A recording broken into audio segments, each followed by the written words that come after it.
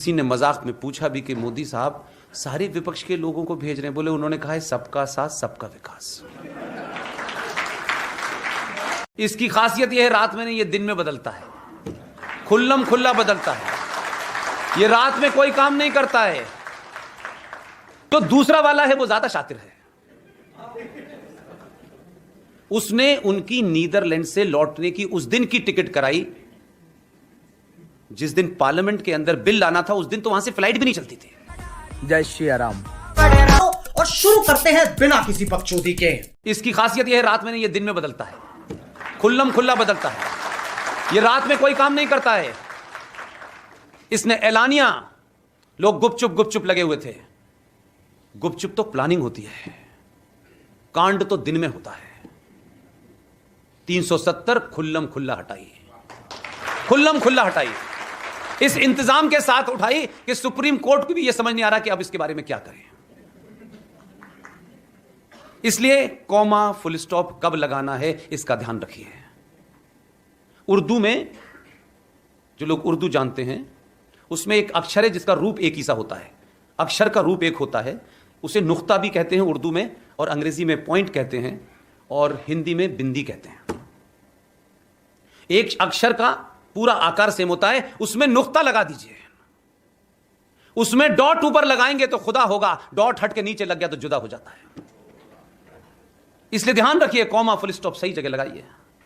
करोड़ से पहले लगाने हैं, 3 पॉइंट के बाद लगाने हैं, 5 पॉइंट के बाद लगाने हैं। आप बिजनेसमैन लोग हैं, गलत लगाएंगे तो ज्यादा पैसे चले जाएंगे।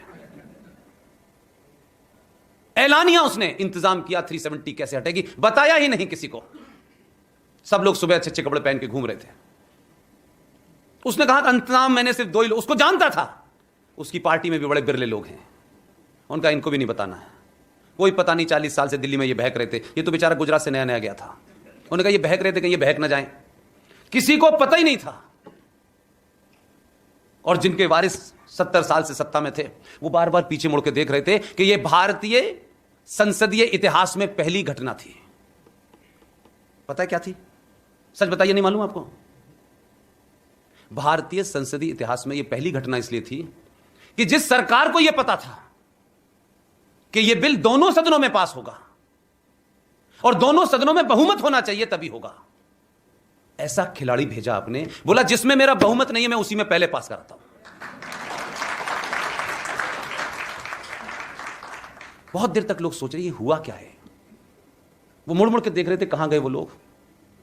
वो जो 70 साल की पार्टी के वारिस थे वो ढूंढ रहे थे मेरे लोग कहां गए यार, हम तो बहुमत में हैं लेकिन हमारे लोग चले कहां गए। उनको 24 घंटे के बाद पता चला कि भारतीय संसदीय परंपरा के अंदर, क्योंकि हम तो जाहिल लोग हैं, ये परंपरा चल रही है ना हमारे यहां। क्योंकि जब तक हम इंग्लैंड जाके नाली कैसे बनाई जाती है, जब तक हम वहां जाके सीख के नहीं आएंगे तब तक यहां कैसे करेंगे। हम मोहनजोदाड़ो की सभ्यता के लोग, इंडस वैली के लोग, जिसने इतना बढ़िया निजाम था, वो अंग्रेजों से सीखने जा रहे हैं। लेकिन एक परंपरा चल रही है कि MP जाएंगे, देख के आएंगे, फिर बताएंगे। आज तक बताया नहीं। आपके आदमी ने 2 महीने पहले कहा कि ऐसा है, आप नीदरलैंड जाइए और नीदरलैंड में देखिए कि वहां पानी की व्यवस्था कैसे होती है। करीब 40 MPs को भेजा। बीजेपी वाले वहां उसमें कोई नहीं था। किसी ने मजाक में पूछा भी कि मोदी साहब सारे विपक्ष के लोगों को भेज रहे हैं। बोले उन्होंने कहा है सबका साथ सबका विकास। जो दूसरा वाला है वो ज्यादा शातिर है। उसने उनकी नीदरलैंड से लौटने की उस दिन की टिकट कराई जिस दिन पार्लियामेंट के अंदर बिल लाना था। उस दिन तो वहां से फ्लाइट भी नहीं चलती थी। और जब बिल रखा, बहस हुई, तो वो जो 46 साल का युवा है वो ढूंढ रहा था कहां है मेरे MP। उसे पता ही नहीं था।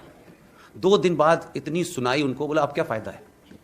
उसने राज्यसभा में पहली बार बिल पास कराया जहां उस सरकार का बहुमत ही नहीं था। वहां तो 303 आपने भेजे हैं तो फिर बात ही क्या थी।